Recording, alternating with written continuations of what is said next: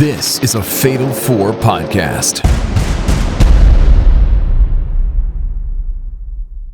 Go for that rounding body. Yep, wants it up top. Sonata, rounding body press. Oh, didn't get all of it.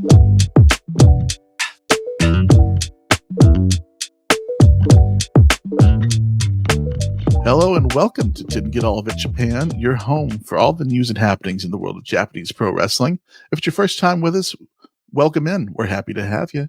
And if you've been with us, thanks for coming back. I'm one of your hosts, Kaz Wheeler, and a little peek behind the curtain this week. For most of this week, I wasn't sure what combination of hosts we were going to have for this show. In fact, there was a version of this show that potentially could have been me running this thing solo. But I am not alone this week. With me, to my virtual left, it's B-Rob. Arigato gozaimasu. Did I say that right? I think I did. I'm here, though. I think you mostly got it. And also joining us this week is a very special guest. You may know him as a former member of the Fatal 4 on the now defunct RBR Weekly Wrestling Talk podcast. Ladies and gentlemen, the first ever guest host for Didn't Get All of It Japan. Forget about the forbidden door. There is no door. It's Mr. Nick Marsico. I appreciate that intro, but that was 13. I've been gone for 13 years, guys. If anybody remembers me, well, thank you. We all remember you. I like that door shit. Yeah, I know. I wrote it. It's good. Oh, you motherfucker.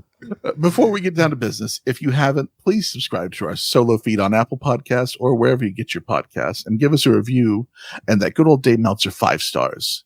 And if you want to join in on more of the fun, including our Discord where we talk about all things wrestling all week, have exclusive shows and Discord exclusive watch-alongs and tape studies of all things pro wrestling, subscribe to us for just $3 on Patreon via Fatal 4 Podcasts or go to fatal4podcast.com. That's fatal, F-O-U-R podcast.com for links to that, our socials, and everything else we have in store.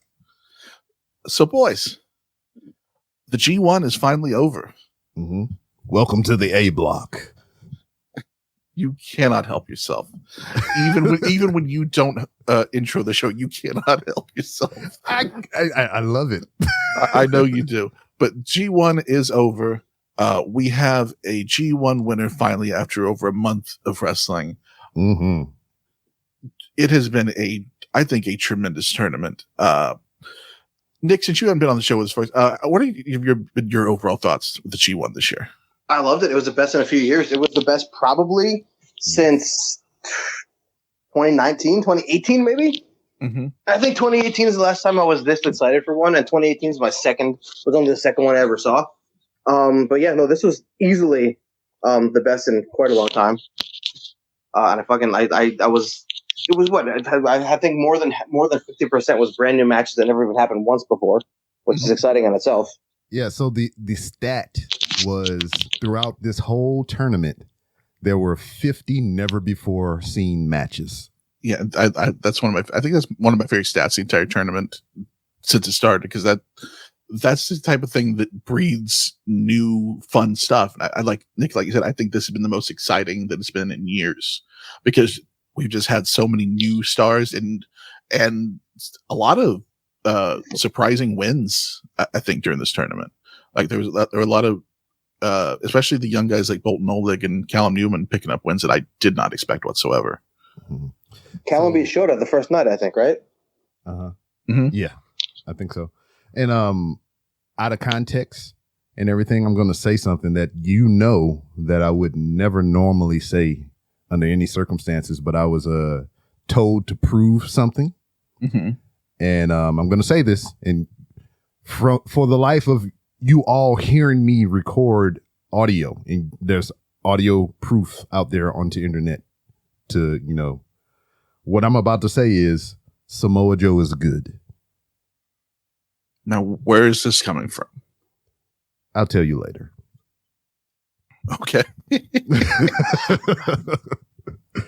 Yes. So I had to do that for somebody so they would believe me.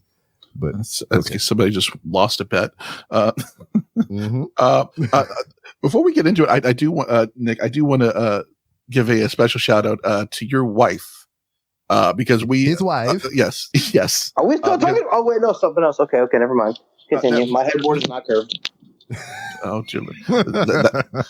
Yeah. I wasn't going to let that go. Okay. We had a very long conversation before the show started. Anyway, I want to give a special shout out to your wife because on the Facebook and in the Discord we had done the with Chris Samsa and Sport of Pro Wrestling G1 Pick'ems, and your wife kicked our asses this year. I think she led for pretty much the entire fucking time. Yeah. I know you said she ought to be in this spot instead of you. I just want to give her a special shout out because I was impressed that she basically led us the entire way. Yeah, I'm actually looking at it right now. She ended at 132 points in 189th place, and I ended up at 121 points and 428th place. So just a couple behind her, just a few. Yeah, just a couple.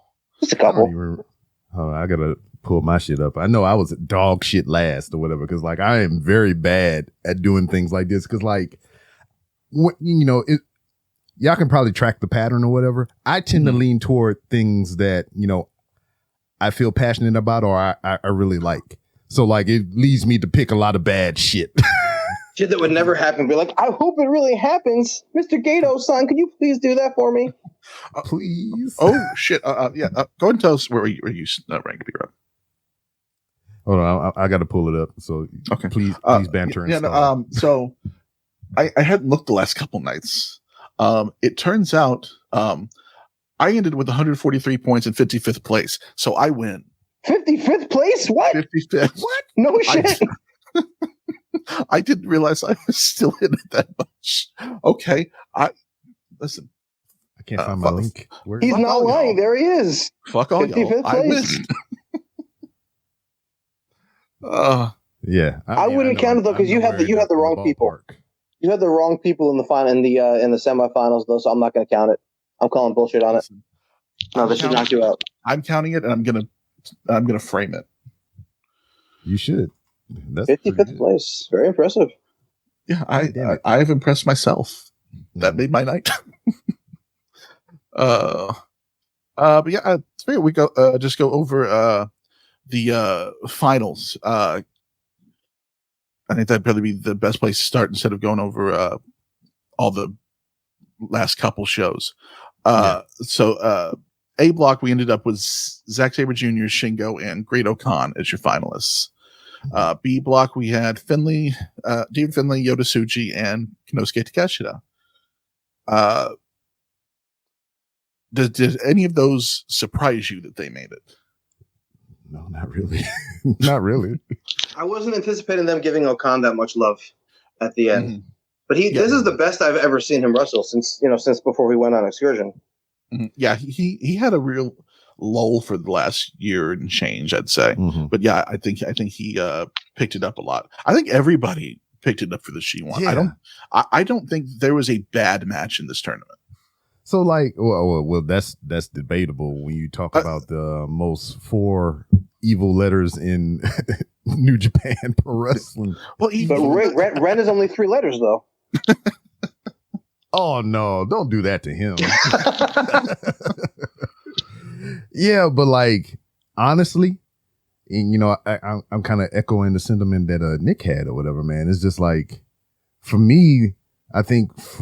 In the longest of time, I think this is the first G1 that I've felt any kind of like emotional attachment to or whatever. Because it was just like, It wasn't the same old run-of-the-mill bullshit that we've been getting spoon-fed year after year. I mean, there was some familiar faces, but like still in that, it was just refreshing.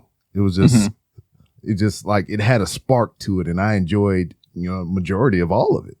No, and I was looking at it too. I was looking it up a few weeks ago, and the amount of people in this G1 compared to say for example my first G1 back in 2017, I think the only people who were in this one that were in that one was Goto, Sonata, ZSJ, and Evil. I think that's it. Out of the 20 people who were in that one and in this one, there's only 4 people who were in. Oh, no, and Naito. So 5 out of 20 were in that one in 2017 compared to this one. I think the same goes for 2018, and so even in the last couple of years, I think it's the vast majority of these guys are in their, are in an early year, a very early run in the G1. It was really exciting to see. Like last year, yeah, I did cry when Naito won. I fucking had a couple of manly tears in my eyes because I'm always in. Naito was my first favorite when I first started watching New Japan. Naito was easily my first favorite.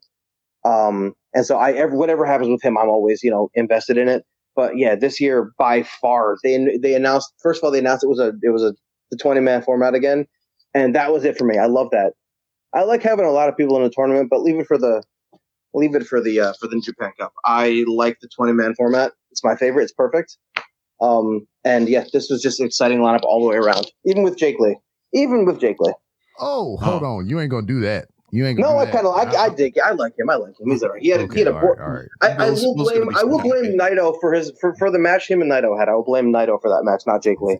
But it's been the first time in a number of years that I've seen Jake Lee though was that match, and so yeah, because I was about to say, like, if you go back the last 2 episodes or whatever, or as long as the tournament been going on, we've been talking about this shit. Hey, Jake Lee's been dealt to shit hand, so that's why if it wasn't good, it was because of the motherfuckers he was wrestling.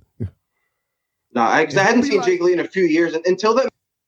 Yeah, I'm sorry. Go ahead. I think he got cut. Number of years. Oh, there he is. I'm sorry, my phone went off. No, until the match that he had with Naito back in May or whatever it was, I hadn't seen Jake Lee in like 2 or 3 years, and so I'm like, oh, son of a bitch, is this guy shitty now? Does he suck now? But no, he was good. I like that. The fucking it's weird though seeing guys like 6'4" is like the giant with the fucking choke slam, but Yeah, I loved going back to the 20-man field. I think it works so much better, and I think it didn't drag the way last year's did, because last year's just felt like it took forever, and there were so many days off between different people. It just, I don't think it worked at all. Yeah, I mean, even though Fred Rossa wasn't in it, there still was no days off. Wow. Just keep going. Just go right past it. We'll cut that out in post. Keep going. Cut that. Did you like because I really liked it. Did you like the new format for the playoffs and or the play-ins and the playoffs? Oh, in love with it. Absolutely in love. It was like 3 tournaments in one. I was fucking excited when they announced it too, because I love tournaments. I'm a big tournament guy, and so they announced that you had to get in, and then once you finish, you had to get out too. You had to make it all the way through a whole second little set of miniature tournament at the end. Yeah, no, it was great because it's the format that I fell in love with, the format that I first saw, the first couple of G1s that I saw, plus add a couple of little bonuses at the beginning and the end. Yeah, I hope that's what they go with. It was great. Yeah, I think this is the format they should stick with, especially because you even get the moments like in that play-in where you get somebody over on a guy like Tanahashi who doesn't get into the tournament. I mean, that's a huge moment for a guy. Wild shit. Even if they don't end up progressing far in the tournament, they still get a moment. Mm-hmm. Yeah, it's just like for the longest of time, I believe they even had a stat on it to where like this is one of the first G1s that doesn't feature freaking Tanahashi or freaking Yano. Mm-hmm. Yeah, no, I think this is the first one in 21 years since Tanahashi, and the first in I think 19 years without Yano. I believe it is. And did we miss Yano? Not really. I thought I was going to. Honestly, I really thought I was going to, but I didn't. I did too. I thought I was going to miss the Yano matches, and I think everything was so good. I didn't. I'll tell you why. I'll tell you why. Is because now they did a couple of like the short matches, like ZSJ and Evil and things like that. They did some of the short matches, but to me, it's because kind of like how good the best of Super Juniors has been the last few years. This is similar. Last year in the G1, they did the 20-minute time limits, right? And it was great because the matches are short. They get in, get out, and have a good match.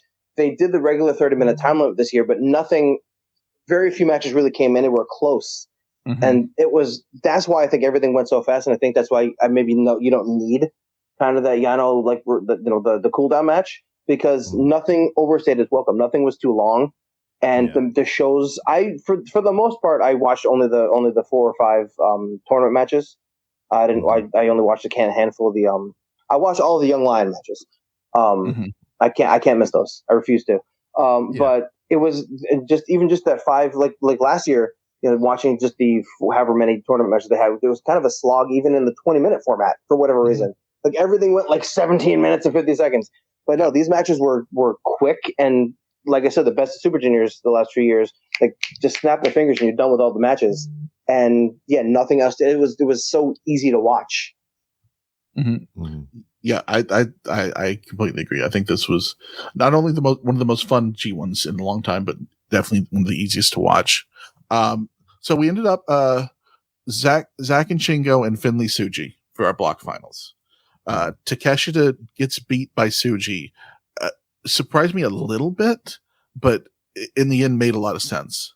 Yeah. Because Takeshita, he had just a tremendous tournament. I mean, he absolutely did not have a bad match. No, I don't think he had anything that's been rated by Meltzer under 4 stars in the entire tournament, which is insane. I'd love to know what the stats are of anybody even coming close to that. So let me give you an update. I had 125 points and I was in 354th place. You beat me. I'm the one who shot the bed here. That makes me feel so good. Good. 55th. I'm framing that. At least I beat you. But zombies got you because you was the slowest. But yeah, even in that loss, I mean Takeshita. I would love to see Takeshita Tsuji again. Yeah, it was all aces for Takeshita, man. It was just like even in defeat, he looked good. He could do no wrong. Literally, he could do no wrong here, and it felt fucking right. Like I want him to stay here. I said it in the Discord, which you can be a part of by going to fatal4pod.com.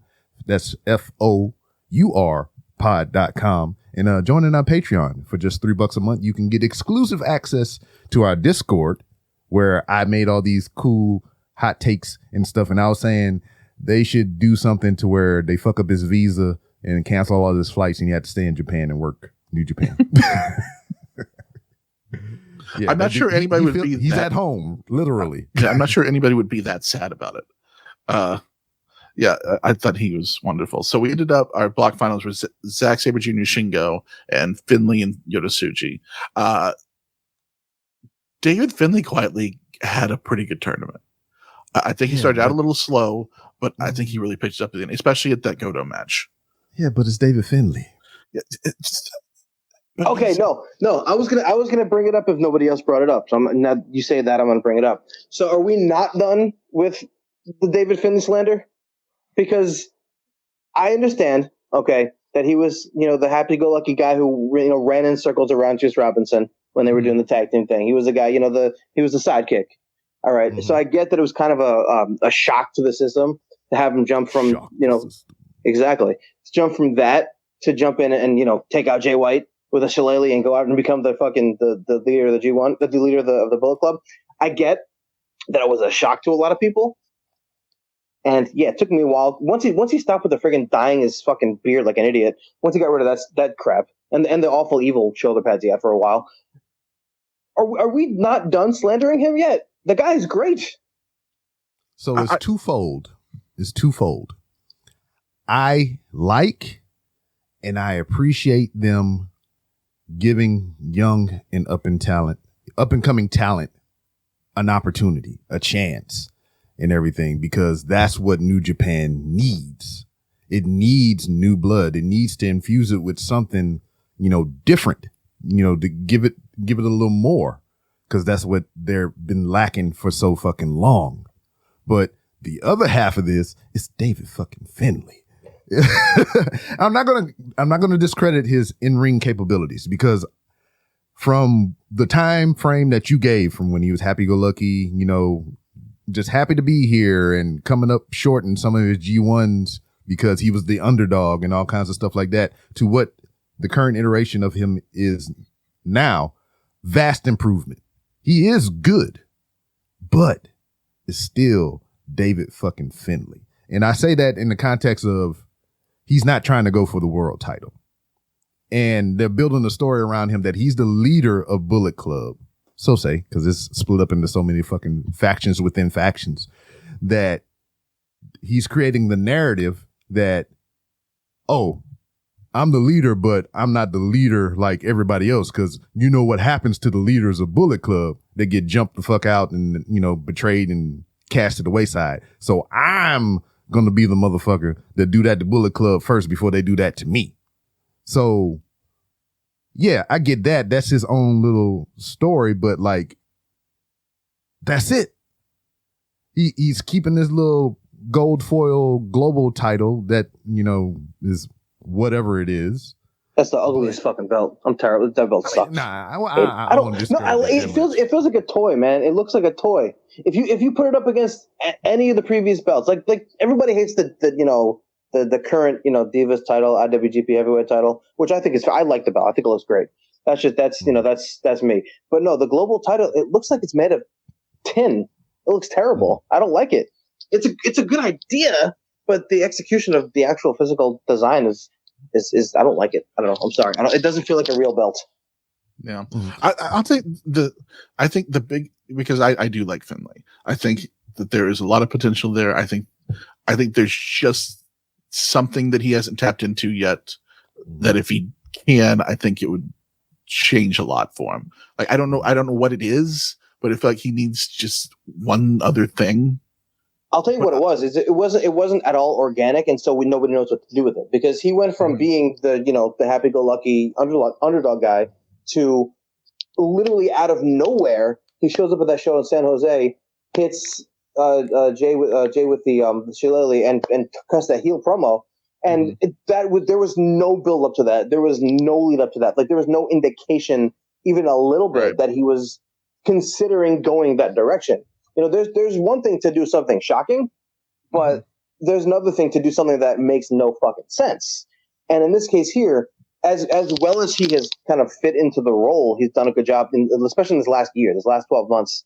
Ever since the end of last G1 and from the fall into now, he's been fantastic. I was kind of iffy during the G1 last year, but they did nothing to make us think that he was anybody other than the guy who did everything he could to beat Will Ospreay last year. Like last year in the G1, it was what he had to beat Ospreay and he had to beat Jay. Those are the two things he was trying to do. Am I right? Am I remembering correctly? In the G1 last year, or 2 years ago, whatever it was. 2 years ago. 2 years ago. Like, he was just the underdog guy who wanted to beat his big brothers, and then all of a sudden, come January, I think of last year, or February. And he shows up and goes after Jay, becomes the new Bullet Club leader. Is nobody bought it because there was no reason to buy it, and that's I have trouble with it too. Like I said, the changing of the outfit and changing of no longer giving himself the giant awful black beard that didn't work for him, that helped a lot. But I buy him in the ring because his in-ring style has changed for the better, and he somehow can do all the power moves while not being all that much bigger than he was. And he pulls it off somehow. I don't know how, but he pulls it off. It's weird. But it really is weird. Chris goes, "Oh my God, he's such a strong guy." And I'm like, doesn't look it, but holy shit, he does it. He hits fucking power bombs on these guys who he shouldn't be hitting power bombs on. But so I'm getting there with him as far as a character. As far as a wrestler, and I think you said it, B-Rob, he's got it in the ring. And the character, I think they've dropped the whole "I'm a rich boy" thing, which they tried for a minute. Which was stupid. I don't know where they were even going with that. But yeah, he's this close. He's this close. Yeah, I don't know what they have to do. Notably rich. Right, seriously, that was the dumbest thing. But yeah, they're real. I'm not sure what they need to push it over the top with him, but they're right there. The one other problem he has is Gabe Kidd. David Finlay. No, it's Gabe Kidd. The problem is Gabe Kidd is so freaking good, and he's right there next to him, and he takes over the show whenever he's there. And much to Will's dismay, he also has Jake Lee beside him right now too. I mean, not saying that they're comparable skill wise or whatever, but I think just even Jake Lee's presence and as a character, it kind of overshadows Finlay, because as soon as I seen him for the first time, when they did that last Noah show with him, and just like the fact that he joined the faction, automatically right off top, I was like, oh, this dude's gonna take over Bullet Club, like sneakily or some shit. I was just like, he has that presence. He exudes that type of charisma to where like he is a smart bastard. Yeah, they gave him the moniker. I was like, yeah, this dude has it. And like just what Kaz was saying, Gabe Kidd. I've done a complete 180 on this dude. You know, I mean, there's been episodes in the past where I shit on this guy and I was like, he cussed too much. He just like, but he's won me over, and I love it. And he won the fans over too, surprisingly. Yes, the whole crowd fucking loves him now. Ever since it was the performance in February for all those guys after that cage match. Everybody came out, well, except for Coughlin, sadly. Everybody else came out on the other end like a star, and gave the most. And I think I don't know how many people know this, but shout out to Will Ospreay, because that was not the way that match was supposed to go. Yeah, Ospreay was supposed to win that, and Ospreay said no, and he wanted to put those guys over. Good. Wait, they wanted to put Ospreay over in that match? Yes, that's the word. Yeah, win. Why? Yeah, I think that's what he thought. He was like, why wouldn't I put these guys over on the way out? He pulled a reverse SummerSlam 2007 John Cena. Yeah, and let's dissect that. Management, the company, the people in charge was going to make the decision to put someone that was leaving their company, they did a lot for that company as well, over on their way out, which, you know, as much and as long as I've been listening and watching and doing stuff with professional wrestling, is usually, you know, the other way around. On the way out, you put the next person over. You take the 3 count or whatever the case may be. But the company said, nah, Will, you can take it on the way out. And, you know, Okada is a different thing, but like, Will, you can take it on the way out. You know, just farewell and just, you know, good luck. But it took Will Ospreay to be like, nah, let's flip this around and do it the other way. That tells me, it kind of feeds what I've been saying. It's just like, Finlay does not exude that main event caliber shit. You know, it's just like the company was like, nah. I mean, you can do this Bullet Club shit or whatever, because Bullet Club is a mixed bag anyway. I mean, it's just merch shit. But like, we gonna give Will the win. We ain't gonna make you shine. We ain't gonna put you over. We ain't gonna make you this thing that people should fear and maybe be a main event heavyweight contender. We're just gonna give it to Will on the way out. You see what I'm saying? It's bullshit. Yeah, it's at the same time though, based on all the decisions that have been made over the years, it's not super surprising that that's what they wanted to go with. And I don't know were they afraid that Ospreay was gonna, like, if he lost the match, he was never gonna come back and say hi. Like, he's said in 1,000 interviews leading up to him leaving that he was never gonna go away. He'll come back once in a while. He'll say hello. He'll have some matches. You know, were they afraid that if they made him lose that match, he was gonna change his mind? Mm-hmm. I mean, the only thing I do know that United Empire stuff sells very well over there, so I wonder if that might have been a consideration, maybe. Mm-hmm. But yeah, I so much so it's one of those, still in the intro video. Yeah, I do think it's one of those things that I think now that they have some new management, I think they're making a lot better decisions. Now let's talk about new management. Hiroshi Tanahashi, you son of a bitch. The ace. Why is your ass still in the ring? Because he. And why is your ass not sitting at your goddamn desk? Because he can still draw. That's why. Well, you're true. I know. I'm just fucking around. But like, why in the hell, after you gave this press conference, giving a 10-point detailed plan of how you want to right the ship that is New Japan, that Cass eloquently detailed on this very podcast, but you gave in to the shit. Why the fuck is House of Torture doing all this bullshit? Why is all these goddamn run-ins? Even you were involved in one of the shenanigan moments of this goddamn tournament. Tanahashi, we got some fucking problems. I would like to believe that him coming out at the end of that match was going to be like kind of the beginning of those shenanigans kind of moving off to the wayside. But then the following night, it was worse than it was the previous night. Like, all right, I guess not. Okay, whatever. I'm like, okay, he's out there. He's in his little, his blazer and his jeans coming out there to fight off the bad guys and put his foot down. But no, the next night was worse and in like 3 different matches. It's son of a bitch. But who knows with the LP stuff? Maybe this is actually going to be going that direction. Of him actually paying attention to that. Yeah, it does seem like they're building towards House of Torture versus Hantai, and that maybe that will clear some of this stuff up, hopefully. Yeah, because they've been talking about it on commentary and everything, and now that you kind of pointed out to me, because like it's I'm not gonna lie, it's like the Jericho effect to me, man. It's just like as soon as the shit pop up on screen, I'm like, I start tuning out and I'm fading away. I'm like, oh no, they're doing that shit again. Why am I here? Why am I watching this? And you're gonna have a lot of people too, and you're gonna have a lot of people who hear that comment on its own and be like, oh, he's a Western fan. He doesn't understand how the Japanese people respond to House of Torture. It's like, okay, there's a line, all right? First of all, I've always been a really big fan of Evil. I love Evil. I think he's great. Evil's good. And he's great. He's fantastic. He's awesome. But the way the interference and everything goes and everything plays out, right?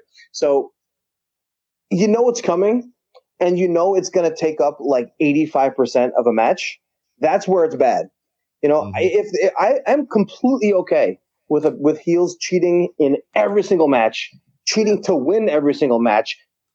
To throw it real quick, WWE fans love that with the fucking bloodline stuff. That's all they do, and they think it's the greatest thing of all time. But the matches, Evil's matches, and now Ren's matches too, they don't get a chance to breathe ever because from the opening bell. I think Ren did okay this year in the G1. It was pretty good. But previous to that, like that match with, I want your guys' opinion on the match with Shota that Ren had I lost my headphone. The match at Korakuen. I lost my headphone. I'm trying to let the dog out of the room. Ren versus Shota at Korakuen. What did you guys feel about that match? I didn't like it. I thought it was a bad match. From, I think, February, whenever it was. Or March. Yeah. I think that's kind of been, I think initially with Ren and Show and a lot of House Torture, I think it helped them initially. We've talked about this on the show before, that I think it helped them initially to bring out some character for them. Mm-hmm. But I think it's kind of run its course, and it just isn't interesting anymore. And they both Ren and Show can do so. We've seen them do so much better, and it's just kind of a hindrance now.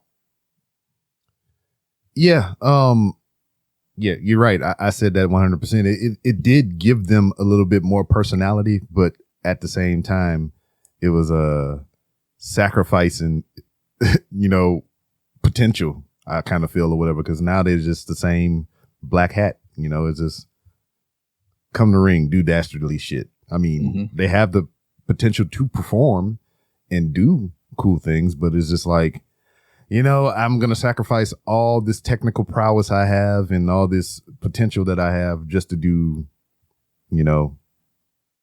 House of Torture shit. Like with Show, like to win the belt for a month and then be done with it again.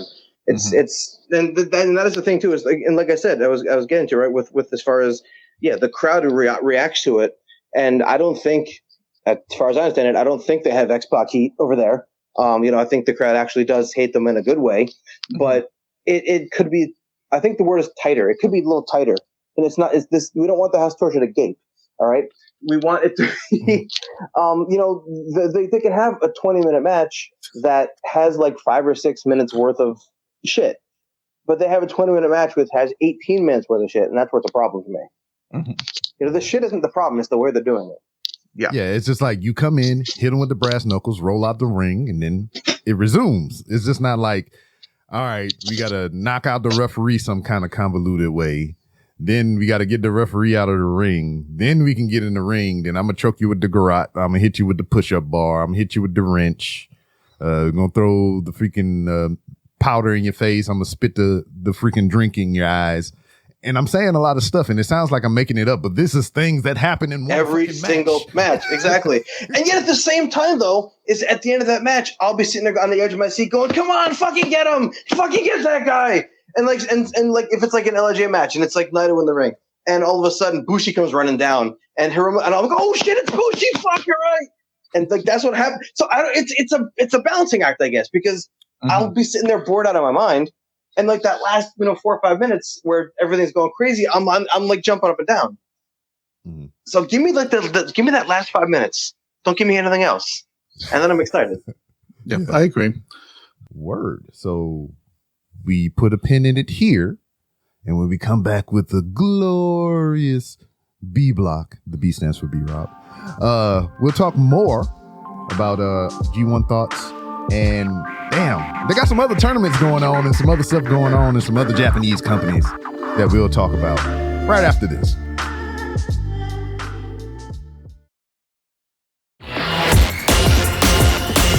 Squared Circle Strafe, the premier video game podcast of the Fatal 4 Podcasting Network. Join me, Pro Wrestling Noah, as I talk all the latest gaming news in the industry, as well as insights into recent releases and beyond.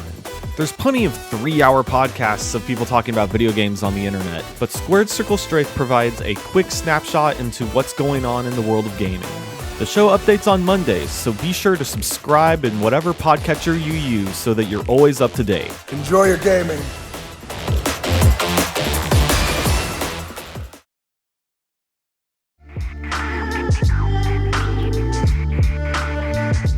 Well, welcome back to the Didn't Get All of It Japan podcast. Did I get it right?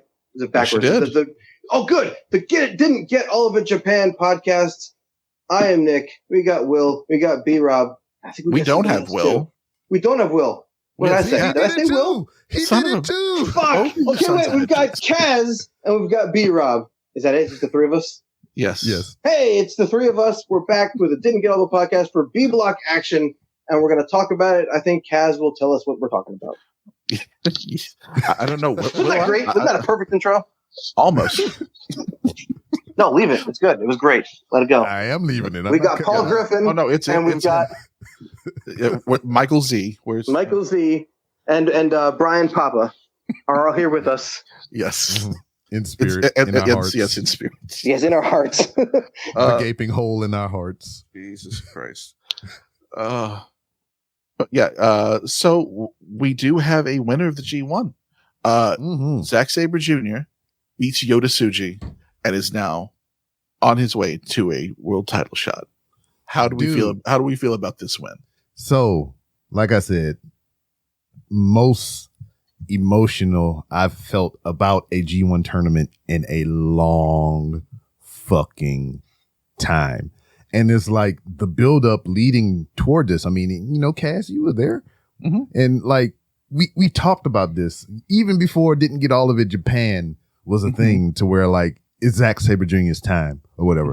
I mean, Yota Tsuji, great. I feel like they should put all the titles on them, even the women's title over in Stardom, all that shit. Give Yota Tsuji all the things. But that's just a matter of personal preference. But it is not his time. It's Zack Sabre Jr. time, God damn it. And he deserves it, man. I mean, this dude dedicated his self to the company, 2017, I think he said? Or 2017.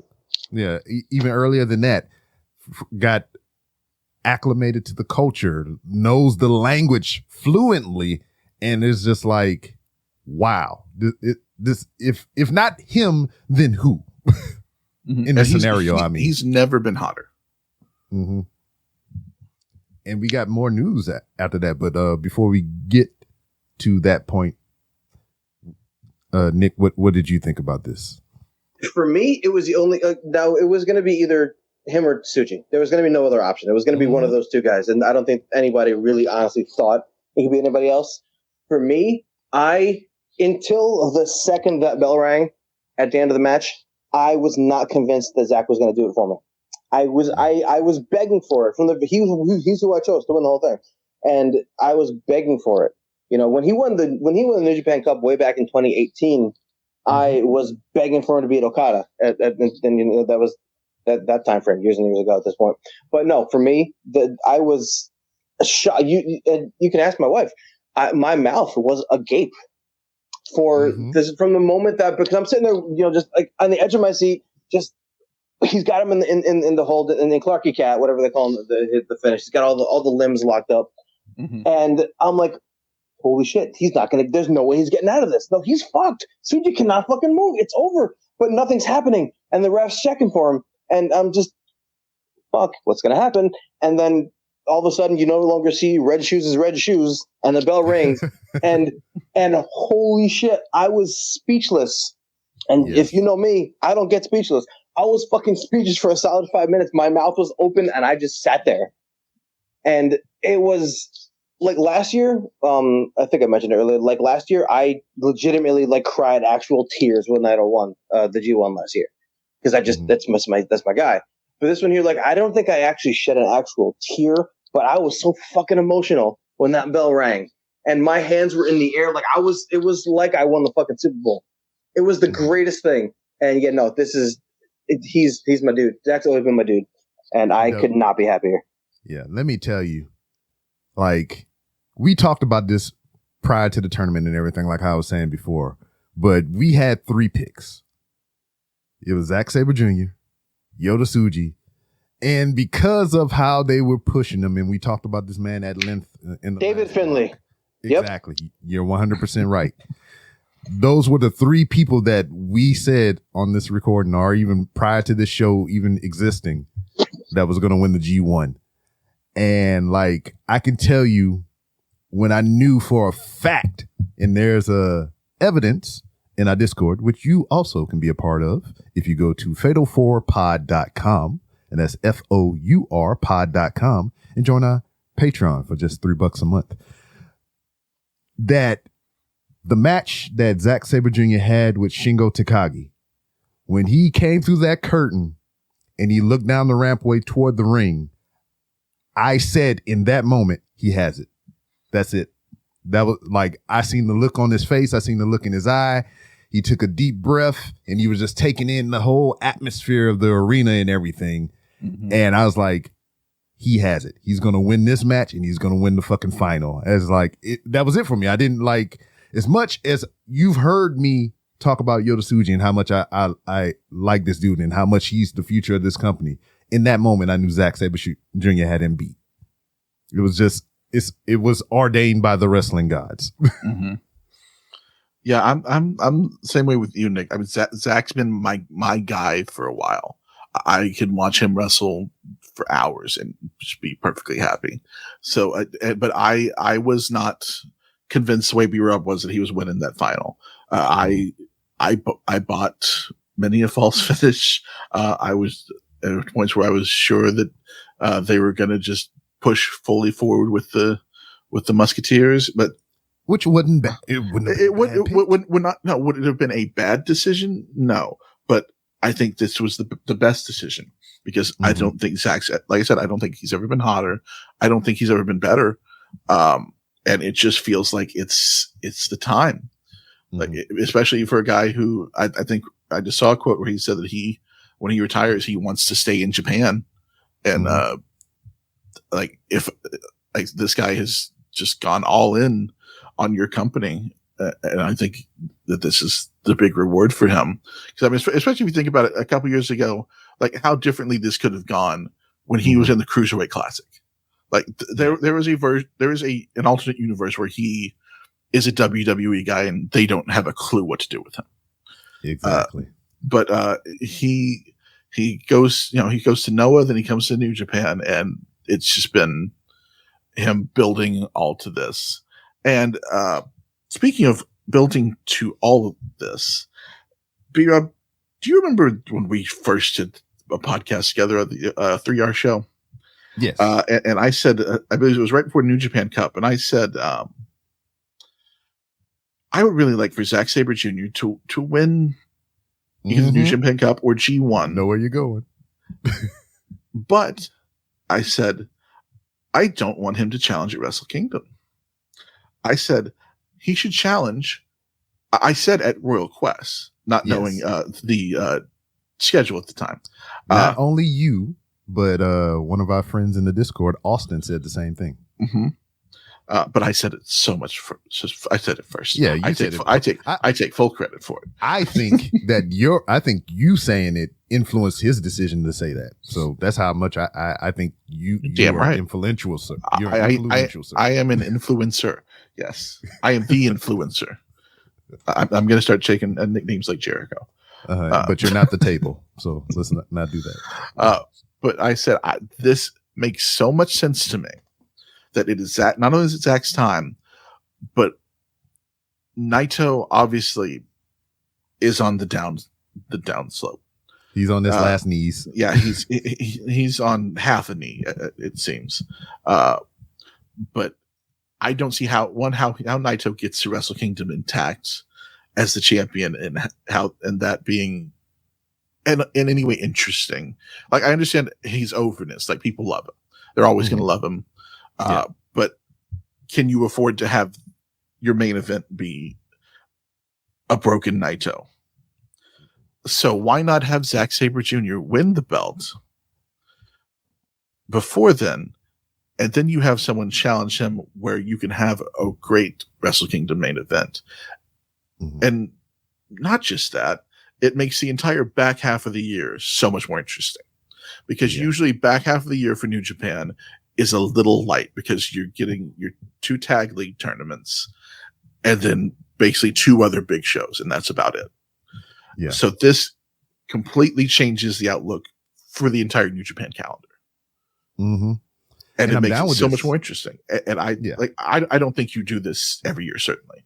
But I think this, as just a huge change of pace, I think made a whole lot of sense.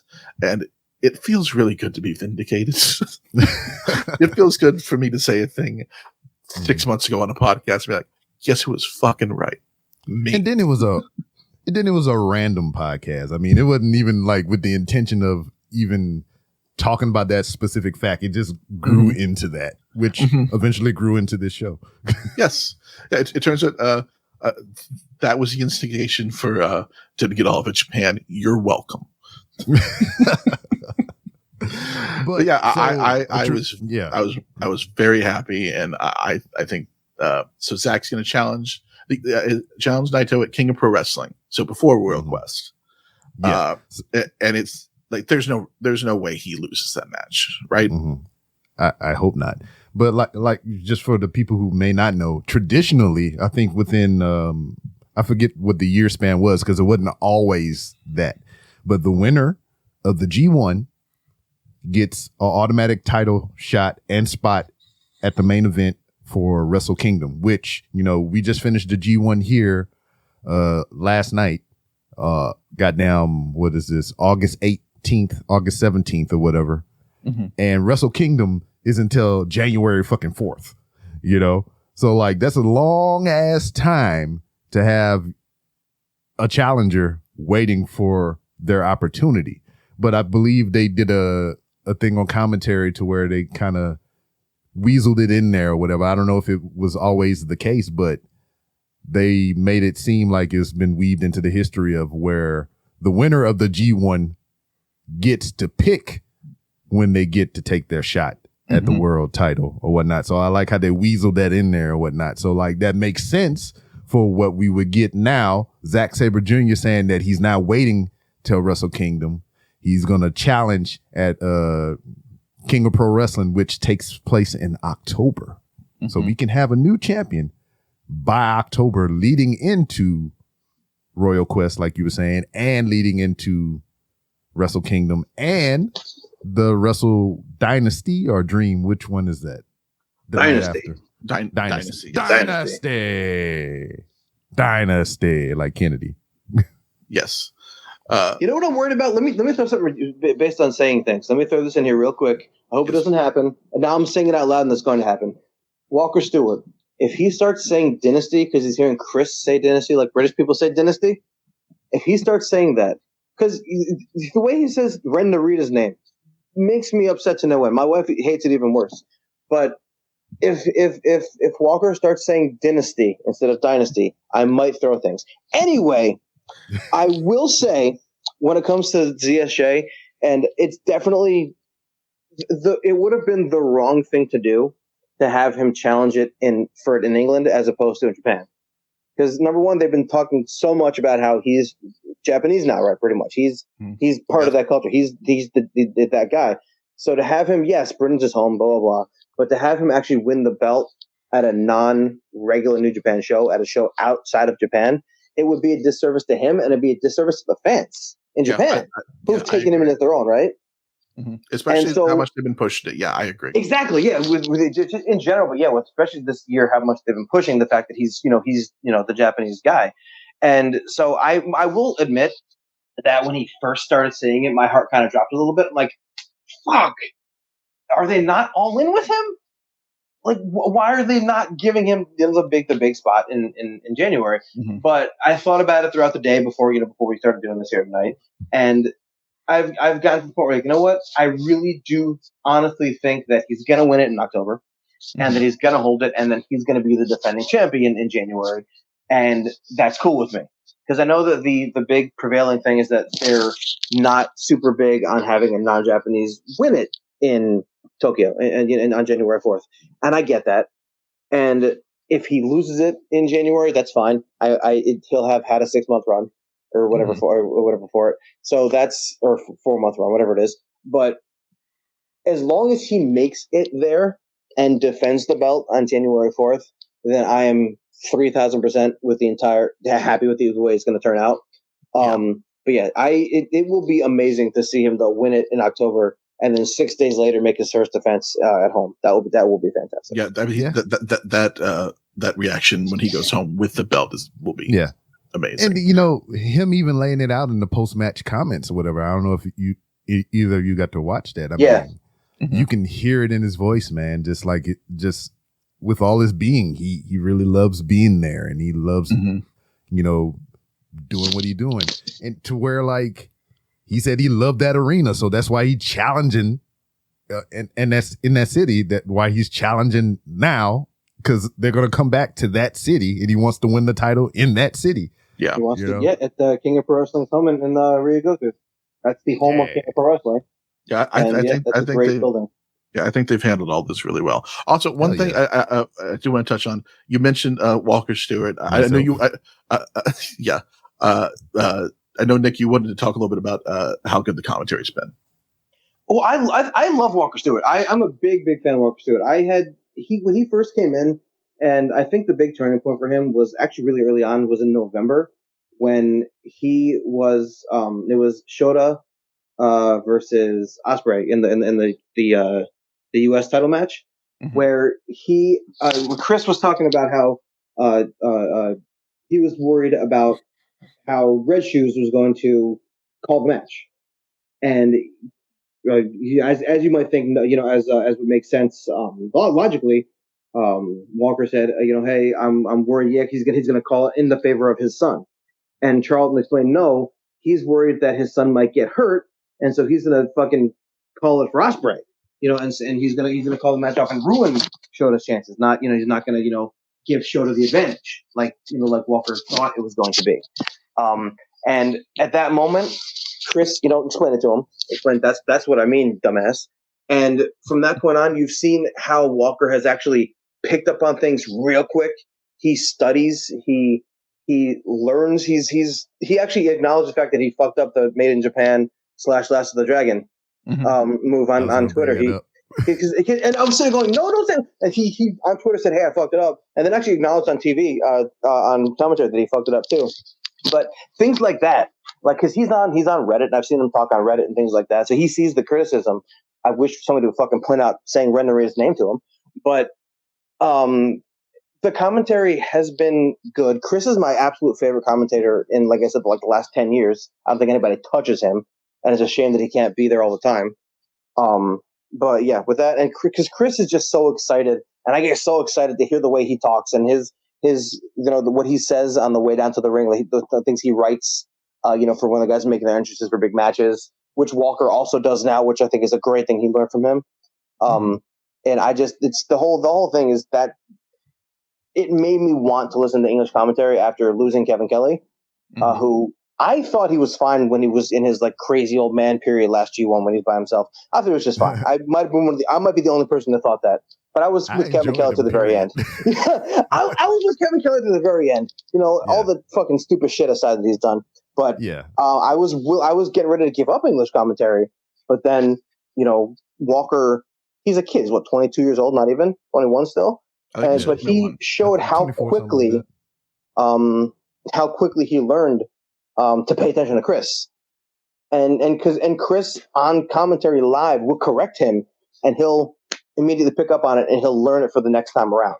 And it's extremely exciting to me to see him so quickly as a kid, barely older than my son, younger than your kid, B-Rob. No shit. Seriously, it's ridiculous. To see him learning that quickly I'm excited for the future for for the commentary alone. Yeah, I've actually got to work and call commentary with him. So like he showed up out of the blue to a New Texas Pro Show, which is like, super indie. It is indie wrestling. And it's like he came there like he'd been calling matches for 20 years for that company. I mean, he knew everybody's name, obviously. I mean, because, you get the rundown, but like he knew everything that he needed to know to survive that night on commentary or whatever. And I sat there in awe of this dude, not only because he's physically imposing, he's a big man. He's a big boy as fuck. Yeah. But like the voice and just like the way he carries himself and just like truly a professional. And he knows the fucking game. And I was like, I'm a fan. I just forever a fan until he started doing stupid shit, which once again, if you're really listening to the commentary or whatever, he'd be telling on himself when he be saying certain shit or whatever. He'd be saying shit on the slick. So like, I think, I forget what match it was. It was, I think it was the last night with one of them random, tag matches or whatever. David Finlay got pinned by who? I forgot. Yoshihashi? Maybe. Which one? Yoshihashi. Yeah. Yoshihashi. And Yoshihashi ran up, in challenge mode. They pick up the belt and since I pinned the champ, they get a title opportunity or a potential title opportunity. So Yoshihashi picked up the title, ran over to Finlay and held up the title in his face, indicating that he wanted to challenge him for the title. So in that moment, Walker Stewart on commentary, he's like, "Oh yes, just put it in my face." I was like, "What the fuck are you doing?" And he say slick shit like that all the fucking time, man. And it cracked me up to no end. He's like, "Yeah, just come up to me and put it in my face." I was Dude, like, he got. I think he got that from Chris too, because that's the kind of thing that Charlton says all the time, also.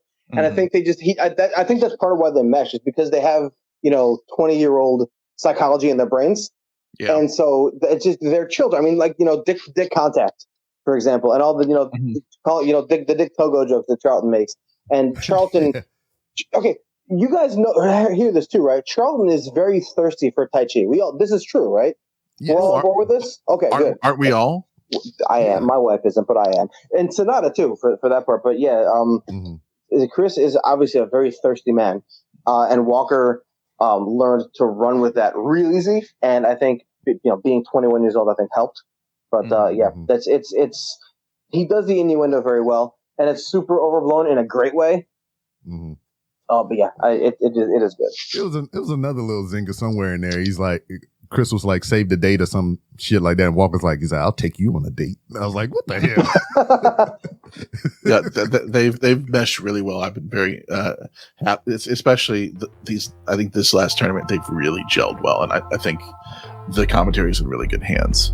But other than that, we're gonna take one last break, and then we'll be back to go over the N1 and the 5-star Grand Prix very quickly, and New Japan's next show, Capital Collision in Washington, D.C. We'll be right back for you.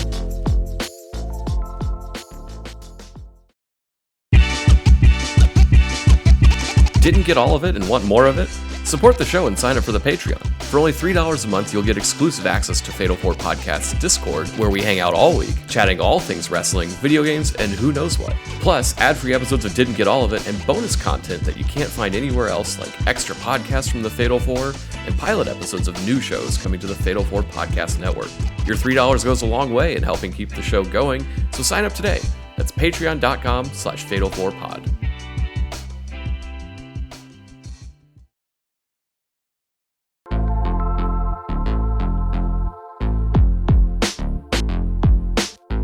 And welcome back to Didn't Get All of It Japan.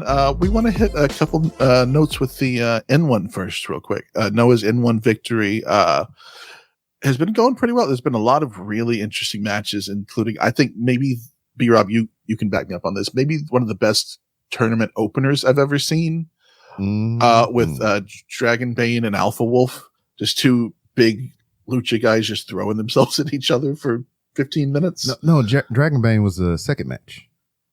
Dragon Bane is the tag partner of Alpha Wolf. Oh, no, that's right. It's Alpha Wolf and Dr. Wagner Jr. That's right. You're right. Yeah. Wagner Jr. Yes. And they were just like, if you've never seen two big meaty, two just giant dudes doing, just doing all the lucha shit and throwing themselves at each other. So for reference, I mean, you may not be familiar with these characters or whatever, but imagine Big E in a lucha mask, but light skinned, and just body size, just the body size. Imagine Big E in a mask, and maybe who's kind of comparable but a little bit smaller. Braun Breaker. Just imagine Big E and Braun Breaker in lucha mask doing lucha shit. That's great. What it's like. Yes, it was so much fun. Yeah, the N1 they've really kind of stepped up a little bit this year. I think it's been probably their best showing in a number of years. But the only problem is they've very early had two major injuries knocking people out. Like I said, Hyodo Dr. Wagner Jr. Out with a cervical spine sprain, which does not sound good. Mm-hmm. So he was out of the tournament I think after the second night, I think it was. Yeah. And then Atsushi Katoge also with a neck injury out of the N1. Now, luckily they were both, I say luckily, just in the scheme of things, both in separate blocks. So it kind of worked out. Yeah, as far as well as that can go. But I think they were both set for good turn, especially Hyodo Dr. Wagner. Just say Wagner Jr. That's a long ass name. Hijo del Dr. Wagner Jr. Exactly. It's too much. But yeah, they had I think we're going to have good tournaments. But just to go over the top guys that in the tournament so far as of recording, Jack Morris and Luis Monte are at 8 points apiece in Block A, and Kaito Kiyomiya at 7 points in second at the moment. Mm-hmm. And then in Block B, Kino leads with 9 points. Manabu Soya, the new look Manabu Soya. If you've never seen him before, he just kind of a big bulky dude, and now he's just jacked to shit. It's just amazing. Nice haircut too. Amazing look. Yes, is at 8 points. And I really want to mention real quick. I think we've all been very impressed with Tavion Heights in this tournament. Yeah. He's been kind of a standout, and I think I'd said before, I didn't know him before this tournament. I didn't see him on NXT or anything. I think you'd seen a little bit of him. He thought he was Carmelo Hayes. He thought Tavion was Carmelo Hayes something earlier. No, I thought he was Casanova. Was his name Christian Casanova? Yeah, Christian Casanova. That's what I thought he was. Yeah. But we talked about it when we started getting into the N1 or the coming up to the start of the N1 that, they announced that Josh Briggs, who we haven't heard hide no hair either in highlights or reference to the N1. Where is he? It's only been Tavion Heights. But like prior to, I said that they have the utmost confidence in Tavion because one, they just pulled him over from a level up, threw him in a stable on NXT and started giving him a little bit of TV time. He kind of filled the void that Damon Kemp when they let him go. So he kind of stepped into that role. But also he's part of the TNA NXT crossover to where like they sent him over to TNA to do work on their television and whatnot. So they put a lot of confidence in this dude real early, real fast. And now they shipped him over to Japan to be in this prestigious tournament, training with Marufuji, who we did a tape study on, which you can also be part of our illustrious tape studies. If you go to Fatal 4 Pod, that's FOUR pod.com and join our Patreon, goddammit, for $3 a month. And yeah, he's just kicking all the ass and everything. And it's just like, I like all the behind the scenes stuff. He got his Ribera fucking rib house jacket already. You didn't see Josh Briggs with one of them unless he has one from previous things in his career. Cause Josh Briggs, although I'm shitting on him, he is a veteran. He's been wrestling for a long time, but Tavion has been the highlight of this whole thing for me outside of freaking the Airwolf that we talked about just so briefly. And another guy that if you do decide to put your eyeballs on this thing, is Titus Alexander. I got to see him in Cass. I believe he was there too when he was here wrestling for New Texas Pro and shit. So that dude is sneaky good or whatever. You look at him, you say, if you what's the place now? I know we always had Wish, but what's the hot shit now? Temu. Temu. So if you got Braun Breaker from Temu, that's Josh Alexander. I mean, not Josh Alexander. Titus Alexander. But he's fucking drastically different in ring, and he's fucking good. And he's a young kid too. And so keep your peepers on Travion Heights and Titus Alexander. Mm-hmm.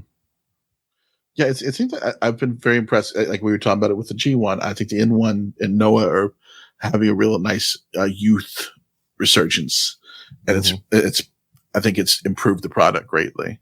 Mm-hmm. Speaking of youth, yes, I don't know where we're going there.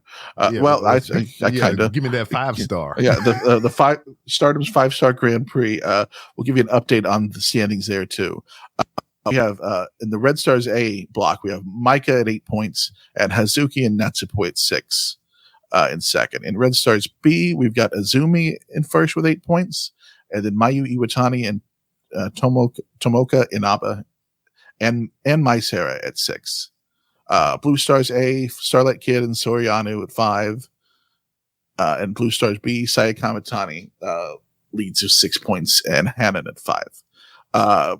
It's been a really good tournament so far. Anna J, in the tournament, she's only at 2 points in Blue Stars A, but she's had a couple of really good matches. She won the first one, right? Mm-hmm. Yes, she's showing out pretty well over there. I think whenever she comes back, she's going to be better for having been in this tournament. I think she's done very well. Mayu Iwatani company. Oh yeah, but I mean that's where you get. I mean, she's getting reps here in a way that she's wouldn't be getting in AEW right now. Yeah, especially this type of match. I think it's going to improve her in ring a lot. I was gonna say, not even just the in ring, but the backstage too. It's like the comment, like the because she's not the best talker. Not a lot of people aren't the best talker, but her. Mm-hmm. I'm assuming her boyfriend. I don't fucking even know anymore. But fucking Jack Perry did the same thing when he came over for the New Japan Cup. They gave him just, you go back there, you say whatever the fuck you can, say whatever you want to, and all of a sudden now he's got some charisma. And I think I saw a couple of her things backstage. Her first one, she already immediately seemed kind of comfortable because she's like, oh wait, I just get to talk? Shit, okay.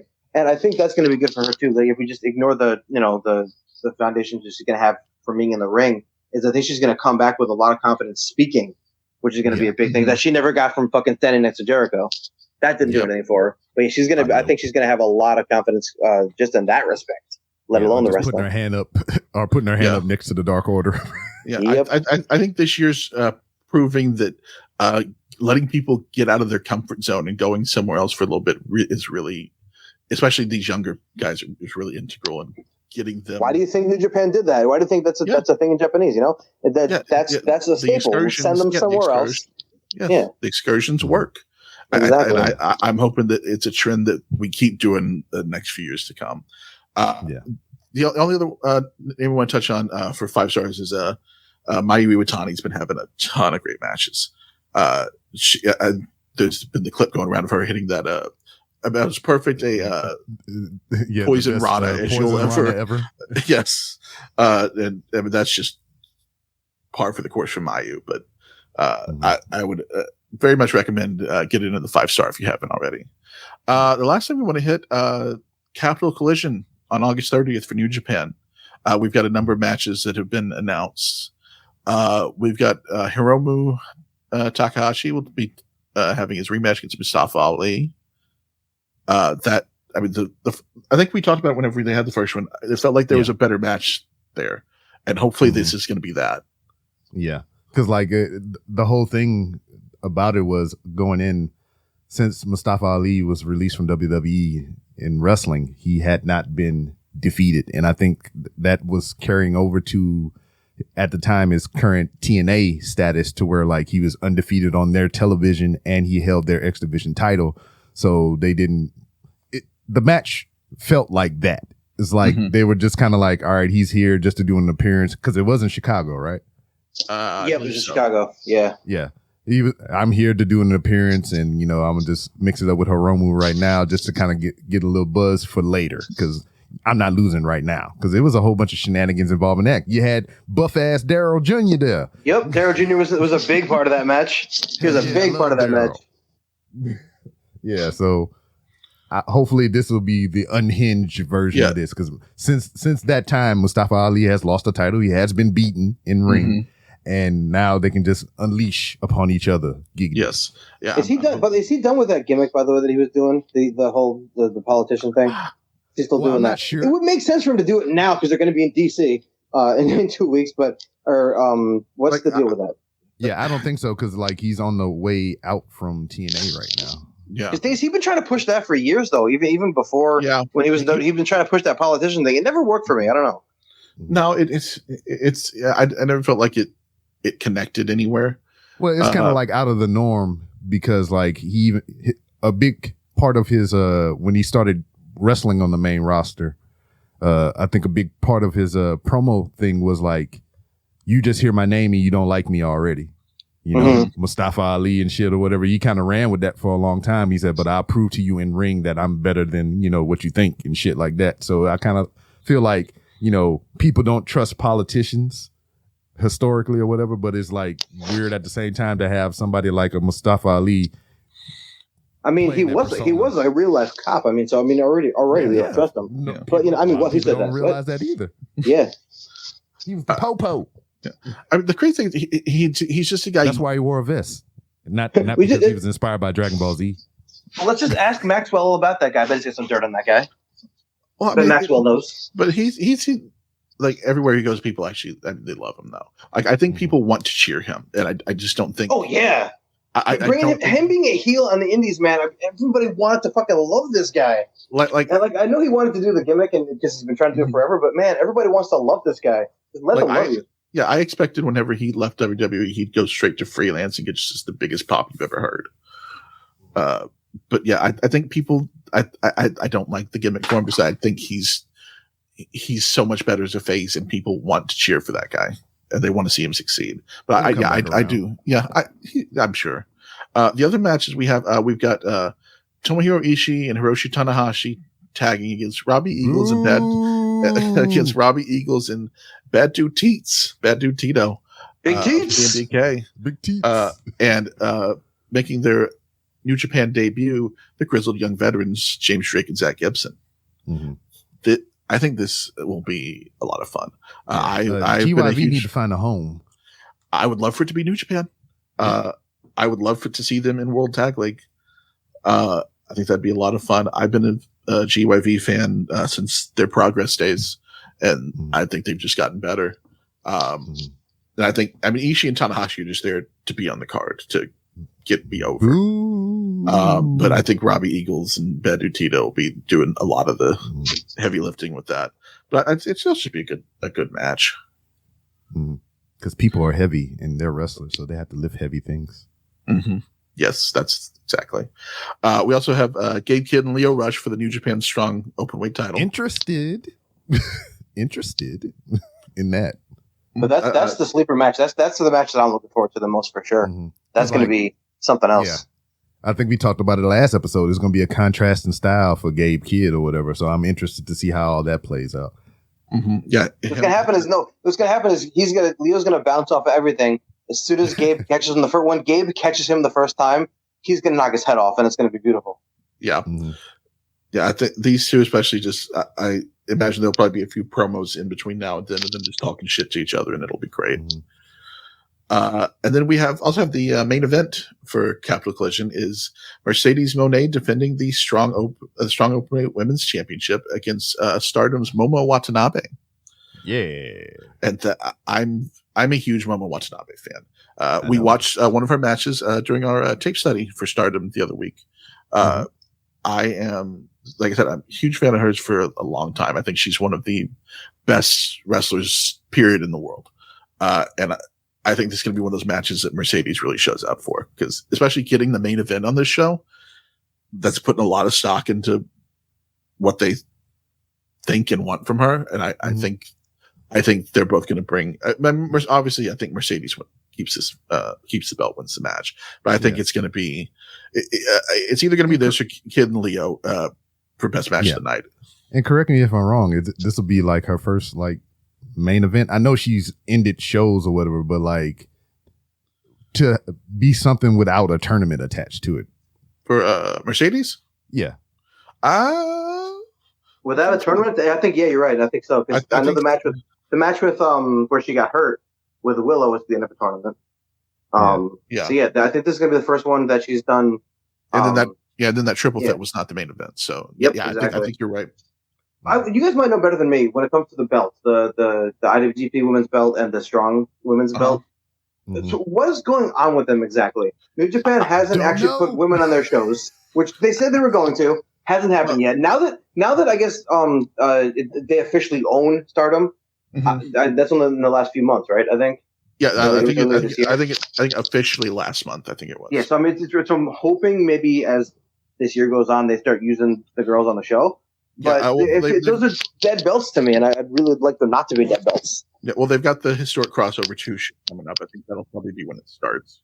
Yeah, I hope so because they've been I think they've been defending them sporadically. I know that Mercedes has the strong belt, but the IWGP Women's Belt has been sporadically, I guess, defended in Stardom, I guess, but not really it hasn't been like a big focus, right? Yeah, and Mayu hasn't really been a big. She just kind of holds the belt. Yeah, I understand. Yeah, I think they've got a defense. I'd have to look it back up because I think I saw they announced they've got a defense lined up for her. I don't remember who it is. But yeah, it's been very talking about it. I forgot. Yeah, it seems like one of those things where, like that belt. I think with like a lot of the strong stuff, it worked really well during the pandemic because you had the split rosters. But now that you have both of those belts, they did kind of, especially up until now, kind of seem like the same thing. But now that they're splitting the strong stuff and saying strong stuff is only defended in the U.S., I want to talk to you. One of Tanahashi's 10 points. Yeah. Strong is in the U.S. Yeah. Mm-hmm. I'm okay with that. Yeah, I know. I like that a lot. But I think that. And what you will understand is that you can't blame this shit on the pandemic. I mean, you can kind of blame the creation of it, but like that women's title came well after the pandemic. Yeah, the women's title did, and that's what gets me about that too. Is I really feel like, and they've pretty much proven it to me. I feel like the women's title was created because of pressure from the West. Like they wanted to do something because they want to expand out here, right, to America, and so like, oh, everybody wants a women's belt on the show. Let's do that, and so they did that without actually committing to it whatsoever. And so yeah, the only people who don't watch. People who watch New Japan, like me, that's pretty much all I really I watch things here and there, but New Japan is pretty much the only thing I really watch and pay a lot of attention to. People like me don't even know what's going on with either one of those two belts. Mm-hmm. You know, like I know that it was an AEW a bunch. The strong women's belt was, but the IWGP women's belt once Mercedes lost it, it disappeared to me. And vanish. And that's like it feels like it was just a complete. What's one over here? Whatever them over here. It was just made to make the Western fans think that they were going to use the women on their show to kind of shut up, and then it just kind of didn't end up being that. And I'm really hoping, like I said, now that they actually officially have ownership of Stardom, that changes when they show up. Yeah, you know, even if it's not like every single show, like you have a women's match on there, I think the fans are okay with it. They're willing to have one women's match on the show every few shows. Yeah, like on the big shows, like on your King of Pro Wrestlings and stuff like that. I'm just kind of thinking that it's just the transfer of power that we kind of going through right now is to where like they're trying to just get the hierarchy set up and move things into position. Because like I think they talked about the Stardom content is going to start falling under the New Japan app, right? I've heard rumblings, but I don't. I think Stardom's got a really good app, though, from what I'm told. Okay, so I can tell you, Nick, I can tell you this right now. Stardom's app sucks. Does it really? I've heard people say good things about it. No, is New Japan's one just that bad? Is New Japan's app just that bad then, comparatively? It is now. Stardom World sucks. I would love for them to move it under the New Japan World banner. I prefer the New Japan World app now compared to before. Is that bad? No, Interesting. No. It's so much faster for me than before. It was so slow. Okay, here's the problem, and I know exactly what it's going to be. The same problem. It might be it might be technical. From a technical standpoint, it might be a better app. I think by the end of the layout and all the other shit. No, the layout is kind of trash, but it works better for me. So I like that part of it. I can also go from my phone to my TV and I can watch the same damn show. Yeah, I do agree with that. I think the biggest problem is that the backlog's not there yet. Because everything was there and now it's not, and now you can't find a bunch of stuff. They claim it. I will say that the little recommended thing is show me a lot of cool old stuff, because they have all sorts of old stuff like from the mid '90s and the late '90s that are just in there that I never even would have thought to look for, and they're just hanging out like in the recommended section. But they claim that they're going to have the entire library up by the end of the year, but I'm dubious. If they do, I think that changes a lot of things, because that was one of the biggest things that I loved about the app. Yeah, because it fucked up our tape studies.